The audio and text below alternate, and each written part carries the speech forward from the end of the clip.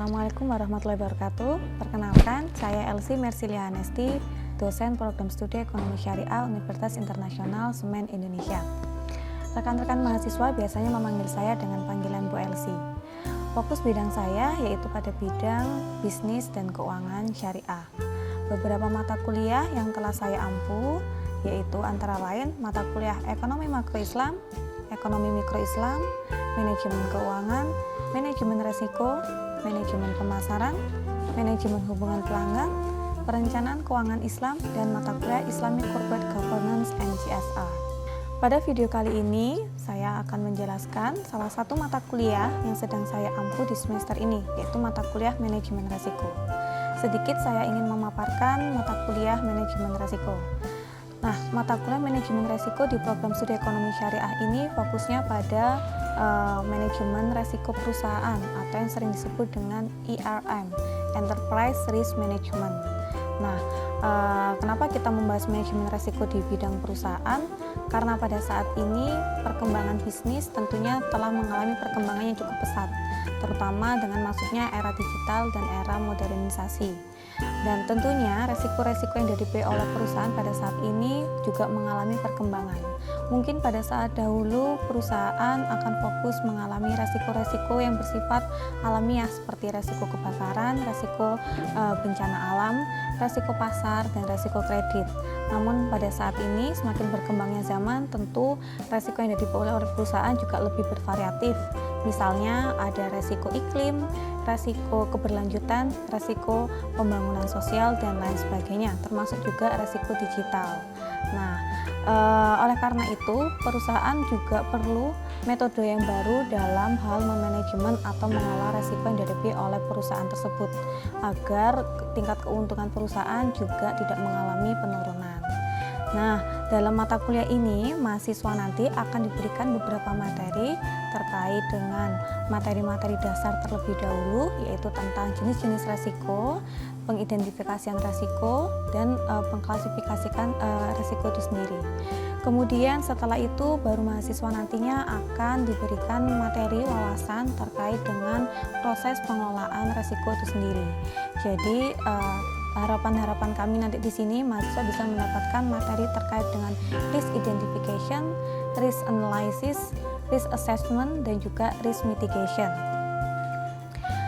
Kemudian selain itu tentunya ada perbedaan juga antara hubungan risk dengan return. Nah, itulah nanti yang perlu kita pelajari juga di mata kuliah manajemen resiko ini. Untuk menunjang hal tersebut, tentunya perlu metode pembelajaran yang cukup komprehensif. Adapun beberapa metode pembelajaran yang digunakan dalam mata kuliah manajemen resiko pada semester ini yaitu adanya pemberian materi dari dosen secara tatap muka, kemudian adanya pemberian materi dengan konsep problem based learning, yaitu mahasiswa akan diberikan contoh-contoh studi kasus dari sebuah perusahaan dalam proses pengelolaan manajemen resikonya, termasuk dengan penilaian resiko, di mana penilaian resiko di sini kita menggunakan 3 metode, yaitu metode VAR (Value at Risk), metode SWOT, dan juga metode SOAR. Di situ mahasiswa akan memberikan contoh salah satu perusahaan, bagaimana perusahaan tersebut mengelola resikonya dengan metode SWOT dan SOAR-nya. Kemudian metode pembelajaran yang ketiga yaitu collaborative learning, yaitu mahasiswa akan lebih sering diberikan tugas-tugas secara berkelompok untuk menganalisis sebuah perusahaan, mengidentifikasi resiko, dan bagaimana perusahaan tersebut mengelola resikonya. Dan metode pembelajaran keempat ini yang cukup berbeda dengan pada semester yang sebelum-sebelumnya, yaitu pada semester ini manajemen resiko berkolaborasi dengan seorang praktisi. Kita mengikuti program praktisi mengajar dari Kemdikbud, sehingga kita bertajukan kuliah bareng praktisi. Adapun praktisi yang saya ajak untuk berkolaborasi pada program ini yaitu Bapak Andi Wijaya dari perusahaan PT Berdikari. Beliau sebagai Group Head Internal Audit yang memiliki keahlian di bidang risk-based audits, dan juga beliau memiliki sertifikat di bidang Risk Management Officer. Oleh karena itu saya berharap bahwa dengan adanya praktisi Bapak Andi Wijaya ini bisa memberikan wawasan baru bagi mahasiswa, tidak hanya berupa materi teori tentang proses manajemen resiko sendiri, tetapi juga bisa memberikan wawasan tentang implementasi dan penerapan manajemen resiko di perusahaan PT Berdikari dan juga perusahaan-perusahaan lainnya. Kemudian selain itu, untuk menambah wawasan bagi mahasiswa juga diberikan juga materi-materi terkait dengan penerapan manajemen risiko atau IRM di lembaga-lembaga keuangan konvensional, lembaga keuangan syariah, dan lembaga nirlaba waralaba. Dengan begitu harapan kita semuanya supaya mahasiswa bisa mendapatkan wawasan yang lebih komprehensif terkait dengan risk management itu sendiri. Kemudian metode penilaian yang saya terapkan pada mata kuliah ini yaitu ada 5. Yang pertama yaitu berupa penilaian dari tugas-tugas harian berupa membuat rangkuman, mahasiswa membuat rangkuman berdasarkan materi yang disampaikan oleh dosen pengampu dan juga dari praktisi. Dan sebelumnya mahasiswa telah diberikan bekal dulu pengetahuan tentang dasarnya, tentang resiko itu sendiri. Kemudian bersama praktisi baru kita berikan materi terkait dengan penerapan IRM itu.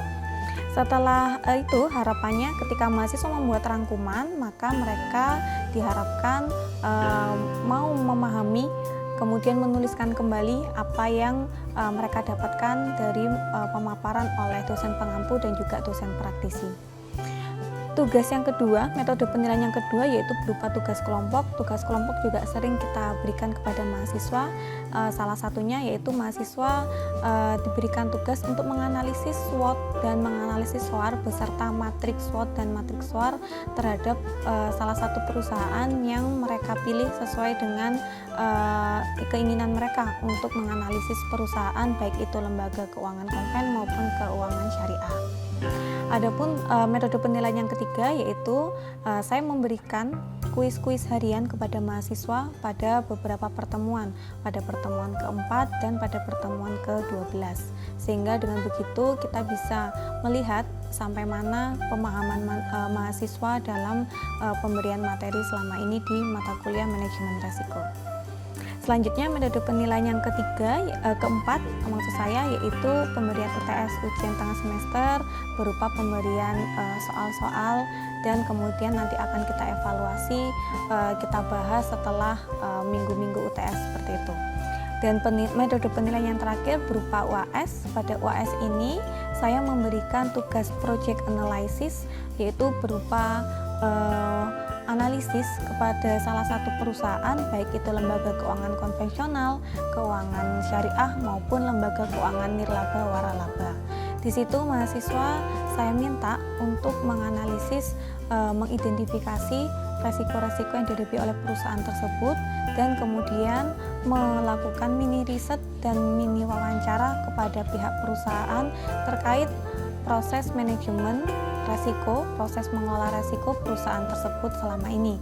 Dan di situ nanti mahasiswa akan bermain peran tentang pihak-pihak yang ada di perusahaan tersebut dan menceritakan kembali bagaimana proses manajemen resiko di perusahaan tersebut. Sekian pemaparan saya terkait dengan deskripsi mata kuliah manajemen resiko.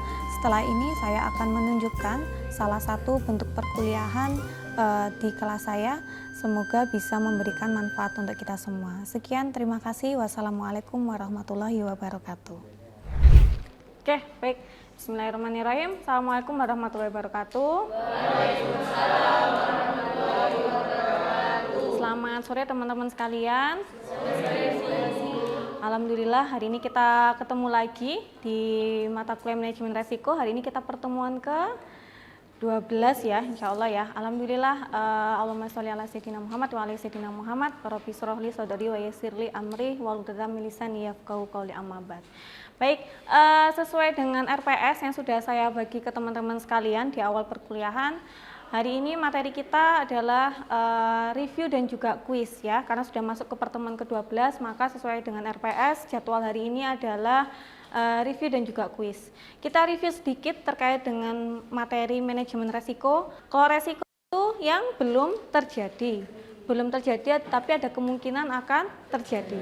Nah, ketika resiko itu terjadi, itulah disebut sebagai dampak. Nah, ketika resiko terjadi, maka pastinya akan ada kerugian yang harus ditanggung oleh perusahaan. Nah, itu sudah kita clear ya, sudah kita bahas kemarin. Kemudian kita kemarin sempat membahas tentang jenis-jenis resiko. Nah, jenis-jenis resiko, ada resiko apa saja? Boleh siapa yang mau berpendapat jenis-jenis resiko? Silakan. Jenis-jenis resiko kemarin ada resiko dinamis, resiko statis. Kemudian apa lagi?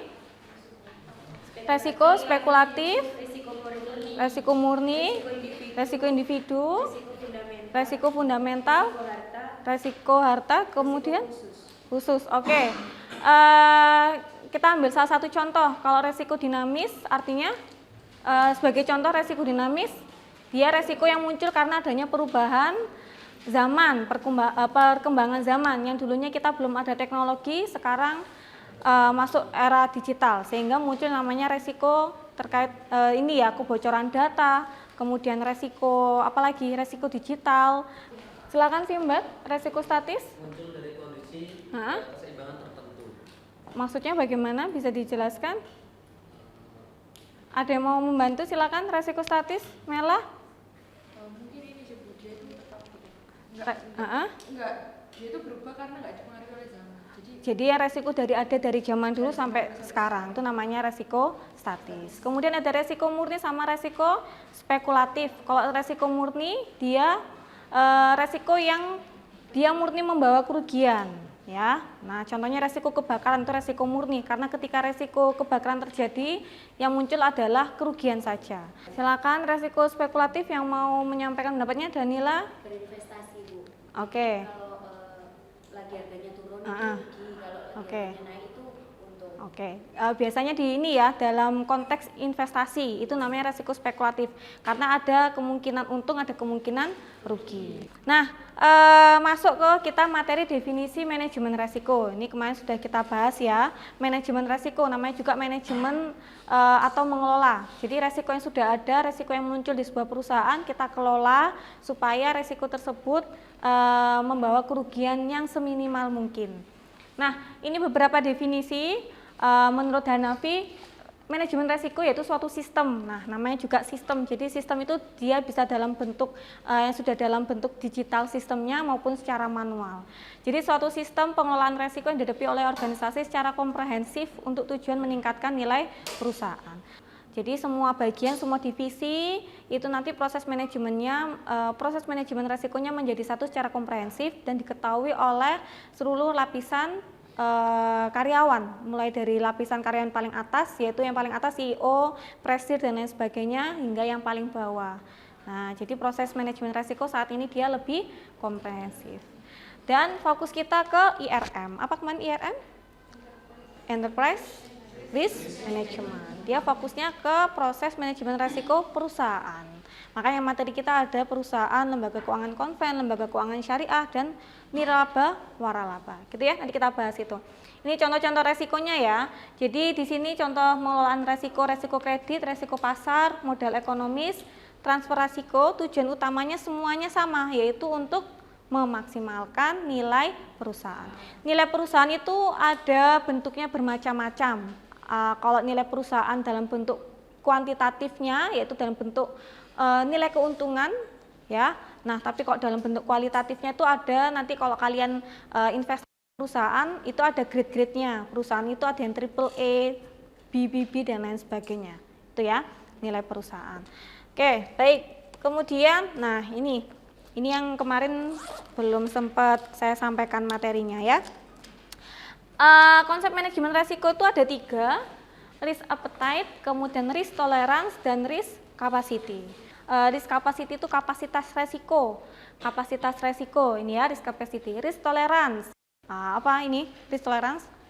Toleransi resiko. Kemudian risk appetite. Risk appetite itu selera gitu ya. Sebenarnya ada tabel yang di sebelah ini ya, sebelah kanan kalian. Makanya dia bentuknya paling atas tuh risk appetite karena dia bentuknya dari bawah ke atas. Ini yang paling besar, kemudian makin mengerucut ke atas. Oke, kita bahas satu persatu. Nanti silakan kalian cari contohnya ya. Risk capacity adalah kemampuan seseorang atau suatu organisasi untuk menyerap kerugian akibat resiko. Jadi seberapa perusahaan menyerap kerugian jika resiko tersebut terjadi. Itu risk capacity. Perusahaan itu mampunya kapasitasnya berapa untuk menanggung kerugian akibat suatu resiko. Itu risk capacity.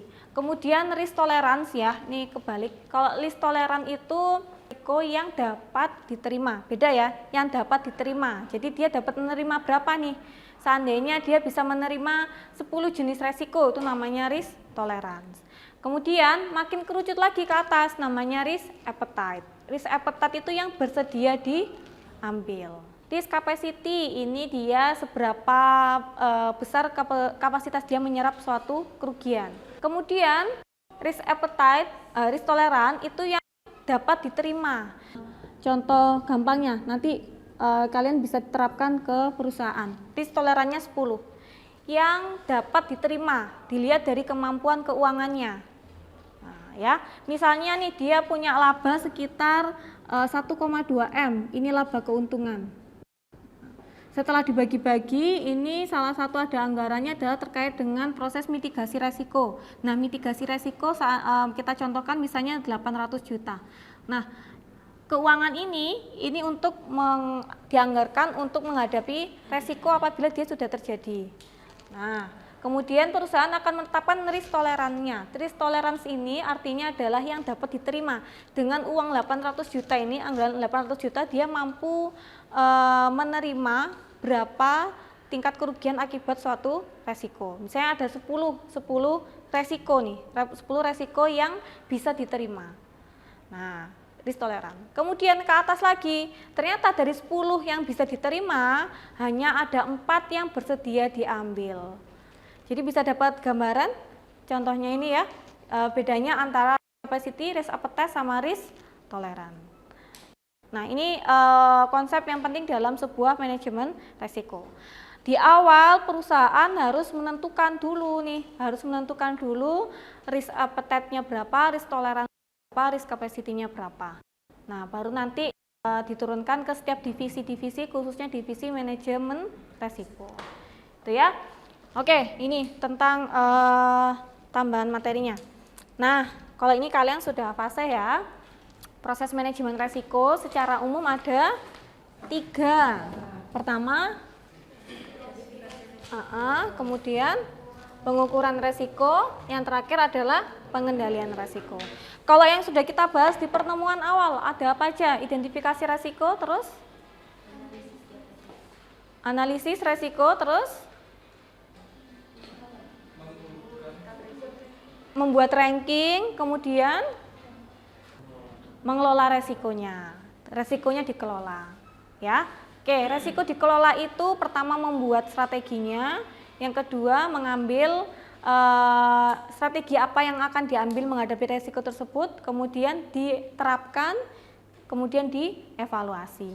Oke, nah tadi yang sudah kalian sebutkan itu secara singkatnya dikelompokkan menjadi 3 bagian: identifikasi resiko, pengukuran resiko, pengendalian resiko. Nah, ini dia. Tadi sudah ini ya, yang pertama ya identifikasi resiko. Yang kedua tadi apa? Pengukuran resiko. Pengukuran resiko itu terdiri dari analisis dan penilaian resiko. Ini yang dia masuk dalam pengukuran resiko. Masih ingat kemarin kita ngukur resiko pakai apa? Pakai VAR, ya kan? VAR ada berapa jenis VAR?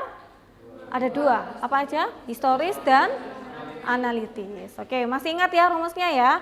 Oke. Setelah itu kita buat ranking. Nah, sebelum buat ranking kita buat dulu nih dia sering terjadi atau jarang-jarang, kemudian terjadi dampaknya bagaimana. Dampaknya itu bisa dilihat dari VAR itu tadi, nilai kerugiannya, bisa juga dilihat dari dampak secara kualitatif. Setelah itu baru kita buat ranking, dan yang ketiga masuk ke tahap apa tadi yang ketiga?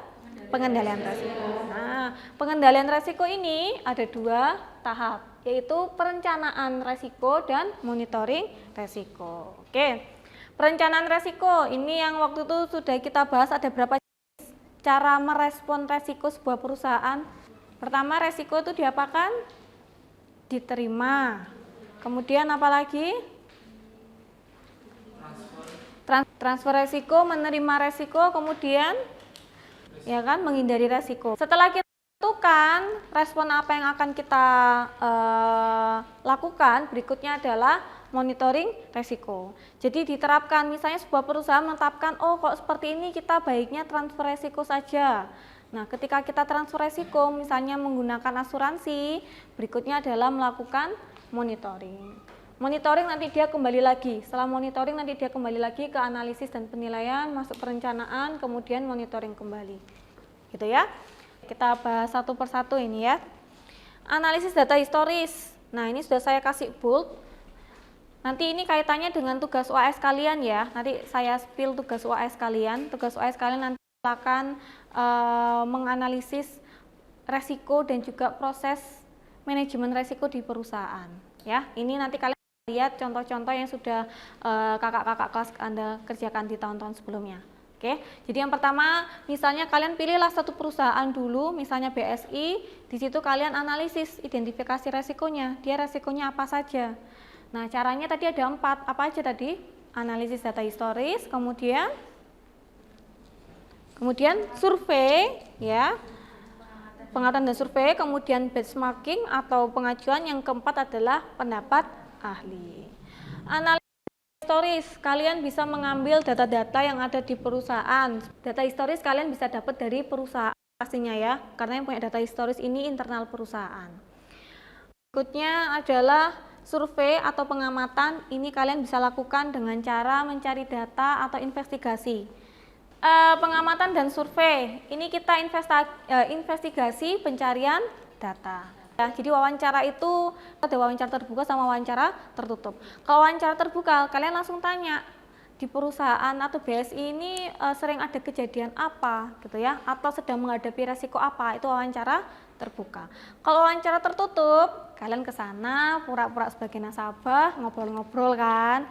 Saya mau nabung Bu, tapi nanti ini enggak ya, kalau misalnya ada uang saya hilang nanti bagaimana? Nah, itu namanya wawancara tertutup. Atau bisa juga namanya juga pengamatan. Pengamatan tuh kalian mengamati saja.